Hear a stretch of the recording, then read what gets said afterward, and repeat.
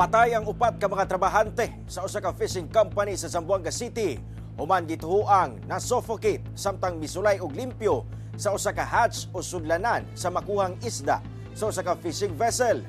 Nagbuy-od na og wala na'y panimuot kining upat ka mga lalaking trabahante sa usa ka fishing company human gituhuang na-suffocate sa usa ka hatch o sudlanan sa mga nakuhang isda sa usa ka fishing vessel sa pribadong pantalan sa barangay Kawit, Zamboanga City, banda alas 6:30 Huwebes sa buntag.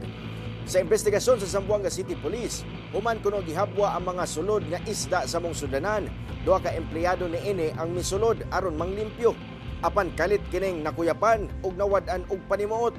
Yang gituhuan nga nakuryentihan kini. Dunay usa ka crew ang daling miibot sa power supply sa mong fishing vessel. Apan taod-taod, laing duha ka empleyado na sab ang misulod aron i-rescue ang maong mga biktima. Apan hasta sila nakuyapan og nawad-an sab og panimuot. Nakuha ang mga biktima pinaagi sa laing crew nga nagsuot og face mask. Gilayon kining gidala sa ospital, apan tulo niini ang gideklarang dead on arrival, samtang ang usa namatay gihapon samtang gipatambalan. Tumikan sa insidente, gilayong nag-inspeksyon ng City Health Office, PNP, PCG ug ubang otoridad kung unsay hinungdan sa kamatayon sa mga biktima. Ginasuta sab kung dunay kalapasan ang mga fishing company kalabot safety and health protocols. Ginakuhaan pa og pahayag ang mga kabanay sa mga biktima, lakip na ang mismong fishing company.